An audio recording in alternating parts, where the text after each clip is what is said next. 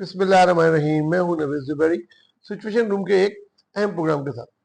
नाज़रीन, आज हम आपको बताने जा रहे हैं कि अचानक अल्ताफ हुसैन साहब को पीटीआई से ऐसी क्या मोहब्बत हो गई, क्या वजह हो गई कि वो बार बार उनकी हिमायत में बयान दे रहे हैं और उनके कारकुनों से इस तरह खिताब कर रहे हैं जैसे कि वो उनके अपने कारकुन हो, और उनकी मोहब्बत में जो है वो बिल्कुल इस तरह उतावले हो रहे हैं कि जैसे कि उनका कोई लीडर जेल में बंद हो।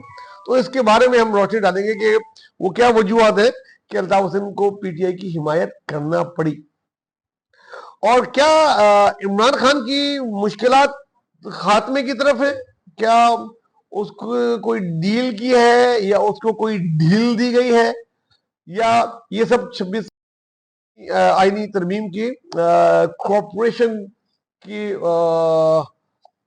वजह से हो रहा है। इसके बारे में भी हम आपको बताएंगे और बड़ी बड़ी अंदर की खबरें बताएंगे। और ये किसने कहा, वो एक फिल्म थी ना मुन्ना भाई एमबीबीएस, उसमें एक सब्जेक्ट होता है, बंदा जो शायद लाइक कौमे में होता है, वो न सुन रहा होता है ना बोल रहा होता है, और उसको बोलते हैं सब्जेक्ट की आंख ऐसी है, सब्जेक्ट की ऐसी। तो वो उसमें मशहूर अदाकार संजय दत्त जो डॉक्टर बन रहे होते हैं वो कहते हैं सब्जेक्ट नहीं है, इंसान है, कैसी बात कर रहे हो। सीन याद आ गया होगा आपको। तो ये किसने कहा कि एमक्यू पाकिस्तान एक सब्जेक्ट है, वो सुन सकती है लेकिन बोल नहीं सकती। ये किसने कहा, ये मैं बताऊंगा।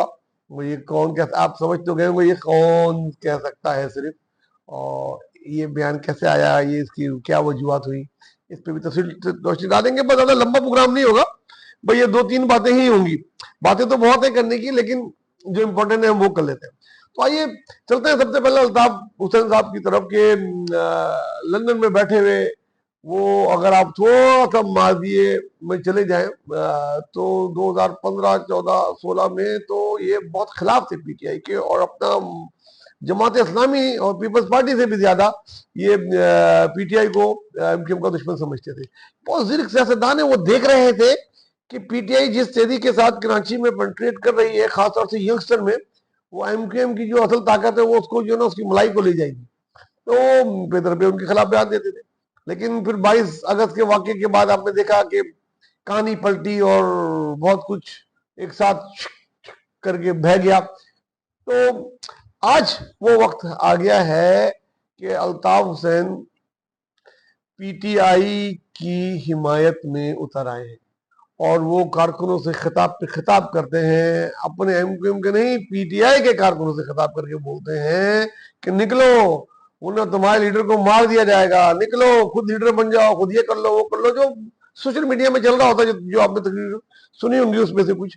तो वो उसमें तो उसकी वजह क्या है, तो जी उसकी वजह की जब तहकीकात की गई और कुछ माजी के औराक उल्टे गए और कुछ आने वाले वक्तों की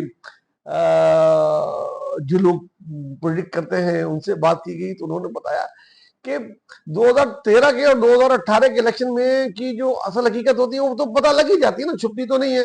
खाली ये नहीं कि इंटेलिजेंस तक पहुंचती है, बल्कि इंटेलिजेंस की इजाजत से और मखसूस जगहों तक पहुंचा दी जाती है और जल जाती है। जीतने वालों को पता होता है कि वो कितने वोट से जीता है, हारने वालों को पता होता है वो कितने वोट से हारा है, और जो हार के जीत गए होते हैं और जो जीत के हार गए होते हैं, सब कुछ पता होता है।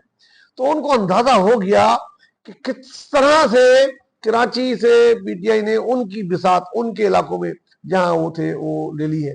पीपल्स पार्टी को उतना फर्क नहीं पड़ा, लियारी से, किवाड़ी से, मलिर से, कमोबेश नियर अबाउट उनकी जो है वही पोजीशन है। थोड़ा बहुत उनको भी फर्क पड़ा है, आंखें उनकी भी खुली हैं, उनको उनकी भी तबीयत थोड़ी सेट हुई है, और उनको भी बड़ा गौर करना पड़ेगा तंजीमी अपने स्ट्रक्चर पे, और रिस्ट्रक्चर करना पड़ेगा। बहरहाल वो कर भी रहे हैं शायद। लेकिन असल मसला जो हुआ, जो पूरी की पूरी बिसात खींच ली गई, वो एमक्यूएम की थी। तो इसमें फायदा किसका हो रहा था? फायदा पीटीआई का हो रहा था, लेकिन दर पर्दा अल्ताफ हुसैन साहब का हो रहा था, क्योंकि अल्ताफ हुसैन साहब की जो एमक्यूएम थी वो ये वाली तो एमक्यूएम है नहीं, इसको तो वो मानते ही नहीं, तस्लीम ही नहीं करते। वो तो चाहते हैं कल की जाति आज जाए।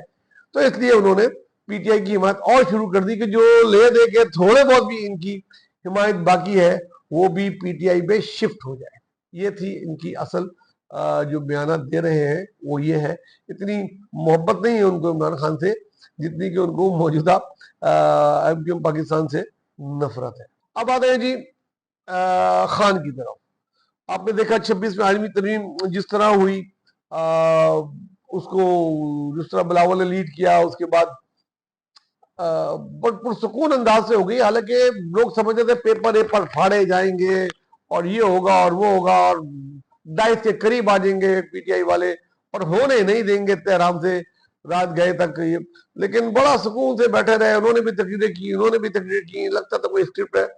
और उससे पहले मौलाना की पीटीआई वालों से और बिलावल से मुतवातिर मुलाकातें होती रही और संडे के दिन भी जेल खुलवा के इमरान खान से भी एक से ज्यादा मुलाकातें हुई और सैटरडे को भी हुई। तो इसके बाद एक सीरीज ऑफ इत्तेफाकात शुरू हो गया, जिसको मैं सीरीज ऑफ इत्तेफाकात कह रहा हूं, क्योंकि मैं कोई डील या ढील की बात बाद में करूंगा। वो ये हुआ कि आईनी तरमीम पहले तो बड़ी आसानी से हो गई इतवार को और वो पीठ तक साइन हो गए, जनाब वो हो गया। और आज चीफ जस्टिस साहब ने भी, जब मैं आपसे बात कर रहा हूँ, हल्फ उठा के अपने ऑफिस में वो पहुंच चुके हैं। और कुछ भी नहीं हुआ, पीटीआई ने बड़ी खामोशी करी, ये बहुत बड़ा इत्तेफाक था। उसके बाद अगले दिन इत्तेफाक ये हुआ कि इमरान खान की जोजा मोहतरमा, उनकी वाइफ रिहा हो गई, अचानक उनकी बेल हो गई और अगले दिन वो रिहा हो जाती हैं। और उसके बाद क्या होता है, एक और बड़ा इत्तेफाक होता है। उसका इत्तेफाक ये होता है कि कल उनकी दोनों बहनों की जमानत होती है और वो भी रात गए अपने घर पहुंच जाती हैं। उसके बाद एक और बहुत बड़ा इत्तेफाक होता है, ये सीरीज ऑफ इत्तेफाकात हैं।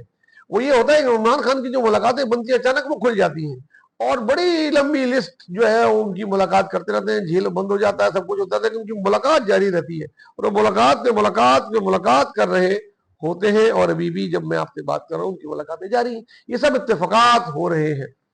तो भाई इतने इत्तेफाकात नहीं होते बॉस, इतने इत्तेफाकात सियासत भी नहीं होते।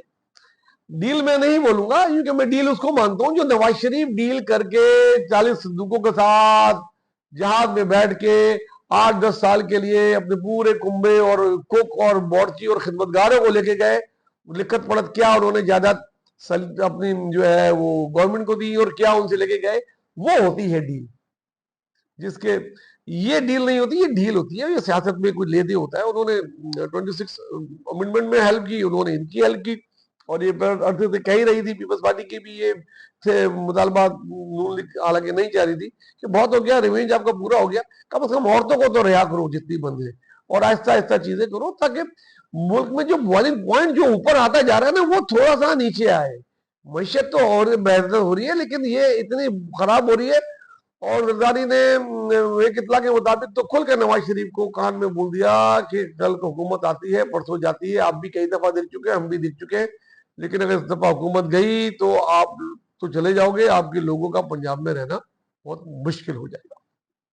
तो यस, इमरान खान की मुश्किल के दिन खत्म होते जा रहे हैं, पूरी तरह तो नहीं, मैं ये नहीं कह रहा कि वो बाहर आ जाएंगे, लेकिन उनके कारकुनों पे, उनकी पार्टी में से रिलैक्सेशन हो जाएगा। और एक और बात बताने जा रहा हूं, महीने में एक जलसे की इजाजत भी इनको मिल जाएगी तरीके से, अगर ये करेंगे तो। आखिर में ये एक बात कि एमक्यूएम एक सब्जेक्ट है, एमक्यूएम पाकिस्तान वो बोल सकती है, हाँ सुन सकती है, बोल नहीं सकती। एमक्यूएम वो सब्जेक्ट है जो सुन सकती है, उसको बोलने की इजाजत नहीं, वो बोल ही नहीं सकती। ये बात one and only Altaf Hussain साहब ने की है। उन्होंने बोला एमक्यूएम के पास बोलने की सकत नहीं, अगर होती तो 26वीं आईनी अमेंडमेंट हो रही थी, 22 आदमी थे, 10 मिनट के लिए भी वॉकआउट कर जाते तो कोटा सिस्टम खत्म था उस रात। 10 मिनट के लिए भी अगर वॉकआउट कर जाते तो सब हिल जाते और वो बोलते कि भाई जो जो मुतालबा थे उनके माने जाए, मगर उन्होंने बोला ही नहीं। और बकौल उनके कि उनको बोलने की इजाजत नहीं है, हाँ सुनने की इजाजत है, वो सुनते हैं और सुन के अमल करते हैं। बहरहाल ये अल्तावती ख्यालात थे, मैं इनसे मुत्तफिक पूरी तरह नहीं हूं। तो ऐसा वो क्यों कह रहे हैं ये मैं आपको पहले बता चुका हूं कि इतनी मोहब्बत नहीं है पीटीआई से जितनी उनको एमक्यूएम पाकिस्तान से नफरत है। ये था आज का प्रोग्राम, अगले प्रोग्राम में फिर हाजिर होंगे और बताएंगे आपको 2-3 वाकयात, खास तौर से मैं उसकी तहकीक कर रहा हूँ, वो जो कैदियों की वैन पे हमला हुआ है उसके मैं चीजें आपको बताऊंगा। लेकिन तब तक आप एक काम करिएगा, प्लीज मेरा चैनल सब्सक्राइब करें, उसके लाइक करें और जो बेल का बटन है उसको जरूर जरूर टच करें ताकि आप मेरे प्रोग्राम देख सकें। अपना दोस्तों का, खासकर गरीबों का बहुत बहुत ख्याल करें। बहुत मुश्किल के दिन हैं गरीबों के लिए। अल्लाह हाफिज।